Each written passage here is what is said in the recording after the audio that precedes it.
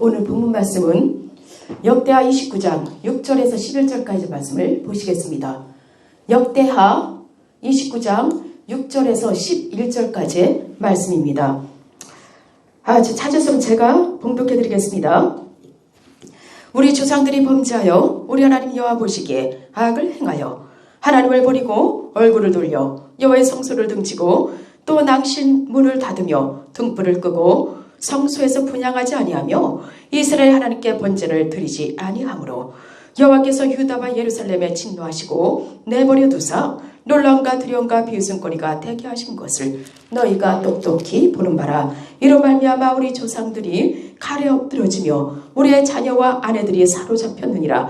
이제 이스라엘 하나님 여호와와 더불어 언약을 세워 그 맹렬한 노를 우리에게서 떠나게 할 마음을 내게 있노니 내 아들들아 이제는 게으르지 말라. 여호와께서 이미 너희를 택하사 그 앞에 서서 수종들어 그를 섬기며 분향하게 하셨느니라. 아멘. 오늘 본문 말씀 그대로 들어갑니다. 우리가 잘 아시는 히스기야 왕은 유다의 13대 왕으로서 25살의 세움을 받았습니다. 그가 왕이 될 무렵에 이스라엘 유다 전체는 그야말로 피폐하고 각 민족들로부터 침범을 받아서 참으로 황폐한 그런 상태에 있었습니다. 그럼 왜 그런 황폐한 삶이 되었는가라는 것은 그 아버지 아하스 왕이 아주 악한 왕이었기 때문에 악한 왕인 그 아하스 왕은 하나님의 제단에서 예배드리기를 폐하고 그리고 각 우상을 세워서 우상 숭배를 하게 만들고 온 나라를 아주 우상의 소굴로 만들었습니다. 심지어는 그 신에게 우상에게 제물로 아들 자녀들을 불사르기도 할 정도로 그렇게 악한 왕이었습니다. 그러니까 하나님께서 차마 볼 수가 없었기 때문에 유다와 이스라엘에 하나님께서 큰 진노를 내리사 그들의 죄악대로 하나님께서 각 나라들을 통하여 주변의 국가들을 통하여 유다와 이스라엘을 치게 만드신 것입니다. 그러니까 유다와 이스라엘은 하나님으로부터 주변 나라로부터 공격을 받으면 받을수록 하나님 앞에 돌아와야 되지만 그들은 오히려 하나님을 멀리하며 더 범죄하는 것을 보게 됩니다. 그러므로 이제 아하스 왕이 죽고 히스기야 왕이 왕이 됐을 때에 히스기야 왕은 이 모든 상황이 바로 하나님을 멀리 떠나고 또 하나님 앞에 제대로 예배를 드리지 않고 또 나아가서 우상들을 숭배함으로 오는 죄인 것을 깨닫게 됩니다. 그럼 오늘 제목이 환난이 오는 이유에 대해서 말씀을 나누는 것입니다. 그러면 이때 당시에 다시요 왜 환난이 닥쳤는가 또 우리의 인생에도 왜 환난이 닥치는가 라는 것을 한번 살펴보겠습니다. 첫째는 하나님과 올바른 관계를 가져야 되는데 첫째 성소를 등질 때에 환난이 오게 됩니다. 말씀해 보니까요 6절에서 하나님을 버리고 너희가 성소를 등짐으로 이 환난이 닥쳤다라는 것입니다. 여기서 등지다라는 뜻은 배반하다, 등을 돌리다 라는 뜻이에요. 결과적으로 하나님을 배신하고 하나님을 향하여서 등을 돌리니까 하나님께서 이스라엘 백성들을 곤고함 속에 집어넣는 것입니다. 28장 말씀해 보니까요. 28장 19절의 말씀에서 유다가 크게 범죄함으로 하나님께서 그들을 치시더라. 그들을 치시는데 아람을 통하여 쳐들어오게 하고 애굽이 쳐들어오게 하고 나아가서는 아수르까지 쳐들어오게 하는 것입니다. 이 아수르는 아예 쳐들어와서 이스라엘의 내정 간섭을 하게 되는 것입니다. 이 정도로 하나님께서 각 주변의 나라를 통하여 뿌릴 때 늘어나게 했고 그리고 이스라엘을 공격하고 치게 한 이유가 첫째가 바로 성소를 등짐으로 하나님을 멀리함으로 이루어졌던 것을 알 수가 있습니다. 그러므로 우리도 만약에 하나님과 멀어지고 성소를 등질 때에 우리의 신앙에 빨간불이 켜지는 것입니다. 우리가 황색등이 켜질 때 빨리 하나님 앞에 엎드려 회개하고 돌이켜 믿음을 회복하고 신앙을 회복하고 예배를 회복하면 우리는 다시금 하나님의 은혜 속에 들어갈 수가 있습니다. 그러나 하나님을 등지고 성소를 멀리할 때 우리도 어떤 시련과 어떤 위기가 닥칠지 알 수가 없습니다. 그러므로 하나님은 창세기에서 아브라함에게 뭐라고 했냐면 너는 내 앞에서 행위가 완전하라 그랬습니다. 우리는 항상 하나님을 대면하며 하나님 앞에 살아야 되는 것입니다. 하나님께 등질 때에 우리는 세상을 향하게 되고 세상을 사랑하고 세상을 향할 때에 우리에게 닥치는 것은 여지없이 이런 환난들이 닥치는 것입니다. 그러므로 우리는 주님 나라 갈 때까지 하나님의 성소를 등지지 말고 하나님을 등지지 말고 하나님을 멀리하지 않기를 바라겠습니다. 두 번째, 범죄할 때에 환난이 오게 되는 것입니다. 말씀해 보니까요. 6절에서 범죄하여 악을 행하였도다. 그러므로 너희에게 이 큰 시련과 환난이 왔도다. 라고 주님은 말씀하십니다. 그러므로 우리는 죄삭시 사망인 것을 알고 있죠. 이 모든 죄가 하나님과의 우리 관계를 멀리하게 만드는 것입니다. 그 죄의 결과는 참혹한 것이에요. 우리가 늘 하나님 앞에 사랑한다고 와서 고백하며 하나님 믿고 신뢰하며 신앙생활 하다가 어느 순간에 우리가 뒤로 물러나며 하나님과 멀어질 때에 이 죄악이 우리와 하나님 사이를 갈라버립니다. 이사야 59장 1절 말씀처럼 내가 손이 짧아서 너희를 구원 못한다 아니요 내가 귀가 둔하여서 너희를 듣지 못한다 아니라 오직 네 죄가 너와 나 사이를 갈랐느니라 라고 말씀하신 것처럼 우리는 우리 죄가 하나님과 나 사이를 갈르지 않도록 날마다 주님 앞에 겸비하여 회개하고 주님 앞에 돌아와 주님을 섬기는 저와 여러분 되시기를 간절히 바랍니다. 이 모든 죄는 우리의 영과 육과 마음을 더럽게 하여서 하나님 앞에 합당하게 쓰임받지 못해요. 깨끗하게 쓰임받지 못합니다. 아무리 귀하고 아무리 값진 옷일지라도 만약에 더러워져 있다면 그것은 가치 있게 쓰임받을 수가 없습니다. 또 옷이든 그릇이든 빨아야 되는 상황이겠죠. 그럼 그릇을 깨끗이 닦을 때 보세요. 옛날에 제가 어르신들도 마찬가지예요. 놋그릇을 쓸 때가 있었죠. 놋그릇을 쓰려면 그 놋에 여러 가지 때가 끼면 그것을 옛날에 수세미가 어디 있습니까? 지푸라기로 갖다가 이쁜이 비누에서 빡빡 닦았던 걸 봅니다. 어린 손으로 그게 어찌 깨끗하게 닦아지겠습니까? 그런데 어른들은 특히 저희 엄마는 더 깨끗하게 닦으라고 책망할 때가 많이 있었어요. 그것을 닦으려면 얼마나 팔이 아픈지. 그런데 닦는 사람도 팔이 아프지만 이 놋그릇은 얼마나 아프겠습니까? 바로 그 그릇은 저와 여러분입니다. 저와 여러분이 범죄할 때에 하나님은 돌이키기 위해서 우리를 닦는 과정에서 그 죄를 지우는 과정에서 우리는 그 죄를 끊어나는 과정에서 살이 찢어지는 것 같은 아픔과 고통이 있는 것입니다. 그럴지라도 우리 주님께서 우리가 우리의 죄를 자백하고 회개할 때에 하나님은 우리의 죄를 동에서 서가 먼 것처럼 멀리 가게 하시고 다시는 네 죄를 돌아보지 않으마 말씀하시는 것입니다. 오늘날 우리가 하나님 앞에 합당하게 살다가 다시금 범죄할 때 당하는 시련, 그 시련이 왜 왔는가? 우리는 풀이할 게 아니라 네 탓이야 내 탓이 할 게 아니라 하나님 앞에 엎드려서 모든 죄는 내 탓이라는 것을 깨닫고 주여 왜 이 문제가 발생했습니까? 왜 이런 시련이 왔습니까? 이 문제가 나에게서부터 온 것인 것을 인식하고 엎드려 기도할 때에 그것이 네 탓이 아니라 저 탓이 아니라 바로 내 탓인 것을 깨닫게 되고 그 죄를 내려놓을 때에 회개할 때에 우리는 다시금 하나님과 가까워지며 그리고 하나님 앞에 합당하게 살아갈 수 있으며 또 하나님 앞에 합당하게 쓰임받을 수 있을 줄 믿습니다. 세 번째, 우리에게 환난이 오는 이유를 보겠습니다. 예배를 게을리할 때 환난이 오게 됩니다. 말씀 볼게요. 7절 말씀해 보니까 또 낭실 문을 닫고 등불을 끄고 성소에서 분향하지 아니하며 이스라엘 하나님께 번제를 드리지 아니하므로 이 환난이 너에게 닥쳤다는 것입니다. 우리가 세상을 향해서는 열심을 내지만 하나님을 향하여서는 열심을 내지 못하고 게을르고 악해집니다. 그러니까 하나님께서 그런 악하고 게으른 것을 통하여 징계하시기 위해서 각 나라를 각 민족을 들어 쓰시는 것입니다.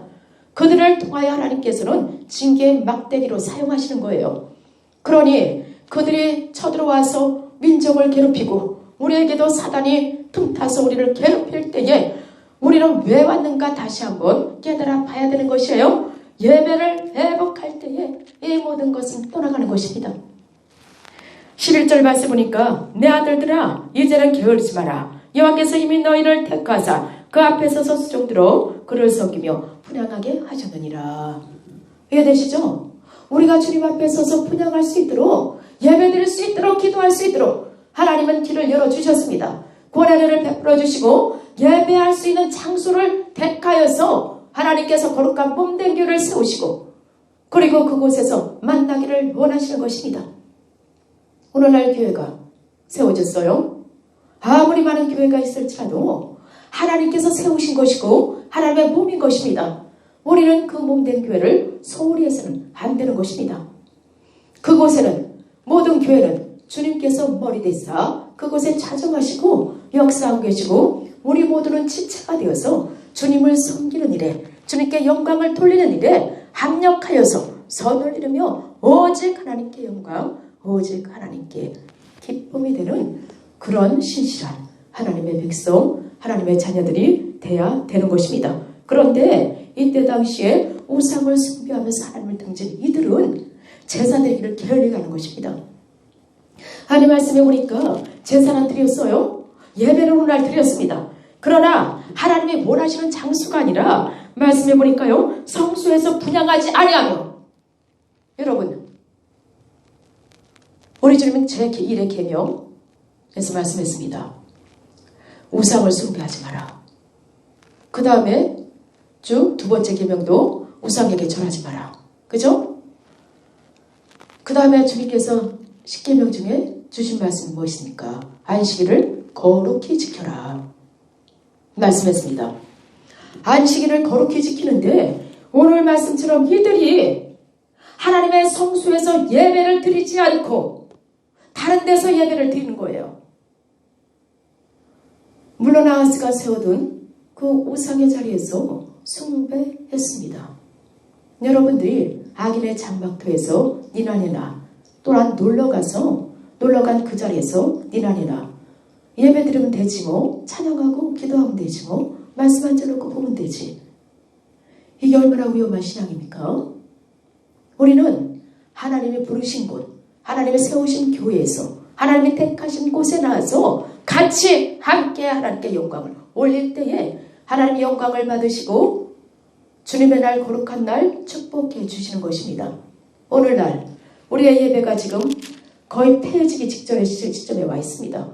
이 코로나라는 것 때문에 온 세계가 지금 팬데믹에 빠졌고 특히 교회가 타격을 우리나라는 많이 입었습니다. 못 모이게 하고 모여도 20명 이상 모이지 못하게 하고 대면 예배를 못 드리게 하고 이런 상황이니까 올커니 하고 야 이참에 우리 집에서 예배 드리자. 그냥 뭐 놀러간 곳에서 내가 간 곳에서 예배 드리면 되지. 이런 상황입니다. 여러분 실질적인 예배와 이 영상으로 찍은 예배와는 천지 차이가 있습니다. 여러분 하나님 안에서 성령이 충만한 가운데 주님이 임재하시는 곳에서 주님이 역사하시는 곳에서 주님과 함께 그 주님의 임재 속에 들어가서 예배를 드려보세요. 얼마나 은혜가 충만하고 기쁨이 충만하고 성령이 충만하여서 우리의 영혼이 회복되고 우리의 상할 심령이 회복되고 우리의 병든 육체가 고쳐지고 회복되며 영혼이 소생되는 것을 깨달을 수가 있습니다. 그러나 물론 차선책으로 이렇게 영상으로 예배를 드릴 수밖에 없을 때도 있겠죠. 그러나 영상으로 예배를 드린다 할지라도 우리는 거룩하고 경건하게 드려야 되고 할 수 있는 대로 하나님의 전에 나와서 주님 앞에 엎드려 함께 기도하며 또한 주님 앞에 영광을 올리며 함께 예배를 드려야 되는 것입니다. 다시요. 얘들이 예배를 안 드렸대요? 제사 안 드렸답니까? 드렸어요. 그러나 하나님께서 성소에서 분향하지 아니하며 라고 분명히 말씀하고 계시는 것입니다. 여러분, 왜 이 말씀에도 하나님께서는 몸된 교회를 세우시겠습니까? 왜 하나님께서 각 곳에 하나님의 거룩하고 몸된 교회를 왜 세우시겠습니까? 물론 하나님이 그곳에 임재하거나 자정하지 아니하실 때는 임재하지 않고 자정해 계시지 않으면 그냥 건물뿐이에요. 그러나 하나님께서 세우신 그곳에는 하나님의 거룩한 백성들, 성전된 자들이 모여서 아버지를 섬기며 예배하는 장소로 택하신 것입니다. 그리고 그곳에서 우리 주님께서 두셋이 함께 모여서 하나님께 영광 올려도 나도 그들 중에 함께 한다 그랬습니다. 근데 오늘날 처음에는 답답해. 교회를 못 가니까 답답하고 빨리 가서 예배드리고 싶고 회복하고 싶었어요. 그러나 세월이 흐를수록 어떠니까 이제 그 자리에 안주하게 돼요. 게을러지기 시작합니다. 예배드리기를 귀찮아하기 시작해요. 매일 기도하지 않으면 못 견뎠던 심령들이 벌써 3개월, 6개월, 1년이 되면 그 영혼은 점점점 소멸되어서 점점점 소생함을 잃어버리고 성령은 점점 소멸되게 돼 있습니다. 아무리 하나님과 교통하고 교제하는 자일지라도 혼자서는 신앙생활을 할 수가 없는 거예요. 하나님의 거룩한 전을 사모하는 자들은 하나님을 사랑하는 자들입니다. 하나님을 사랑하는 자들은 하나님의 거룩한 전을 또한 사랑하여서 기쁨으로 달려오게 되어 있습니다. 거리가 상관이 없어요. 어떤 올무도 상관이 없습니다. 어떤 위기와 시련도 상관이 없이 하나님께 나와 예배드리기를 기뻐하는 것입니다. 나와서 그냥 형식적으로 앉아있다 마당들만 밟고 성전들만 밟고 가는 그런 신앙이 아니라 하나님께서 항상 함께하며 감사하고 구원하심에 감사하고 그렇게 주님을 섬기는 것입니다. 그리고 달과 같이 악인의 장막에 첫날을 거는 것보다 여호와의 성소에 성전의 문지기로 하루 있는 것이 좋사오니 그런 마음으로 주님을 사랑하게 되는 것이에요. 우리가 정말 주님을 사랑하는 마음을 회복하고 믿음을 회복하고 그리고 예배를 회복하십시다. 우리 이렇게는 안 됩니다. 왜? 점점점 말씀은 다가오고 주님 오실 때는 다가오고 주님 오실 때가 다가올수록 계시록의 말씀처럼 이제 재앙들이 곧 기다리고 있습니다.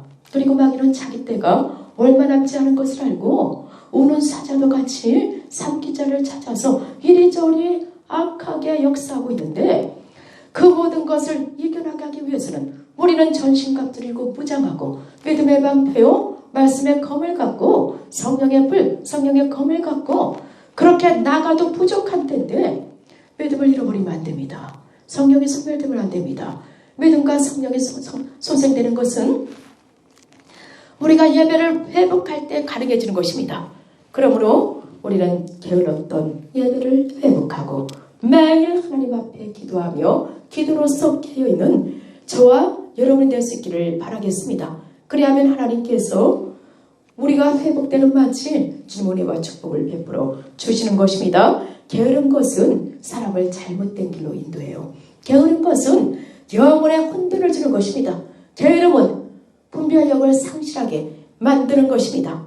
그러므로 우리는 이 모든 책임에 우리가 믿음의 책임에 신앙의 책임에 무관해서는 안 돼요.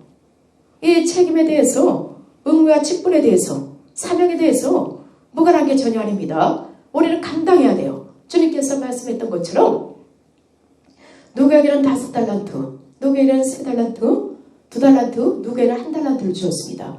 그러나 5달란트 받은 자, 2달란트 받은 자는 열심히 장사하여서 갑절의 이익을 남겼어요. 그러나 1달란트 받은 자는 어땠습니까? 게을르고 악하여서 그것을 모두 두었습니다.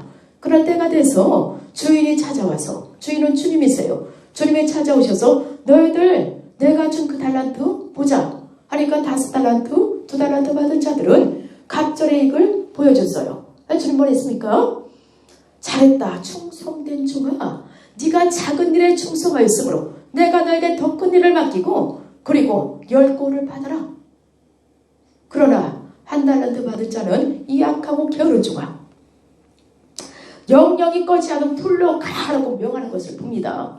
우리는 지금 악하고 게으를 때가 아닙니다. 게으름은 곧 악한 것이요. 왜요? 왜 악합니까? 앞에서 말씀했듯이 게으름은 자기 직무를 방관하는 것입니다.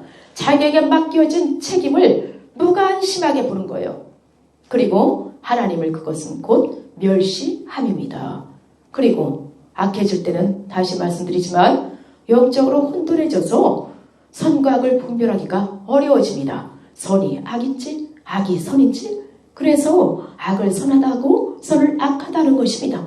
이런 자들은 악을 나중에 가서 수레를 끌듯이 죄악을 수레로 끌고 가면서 다른 자들에게도 그 죄악을 전파하고 오염시키는 역할을 하는 것입니다. 우리는 게으름을 깨야 돼요. 게으름과 방심과 방관을 깨고 이기심을 깨고 분연히 일어나서 복음의 빛을 비추고 발산해야 되는 것입니다.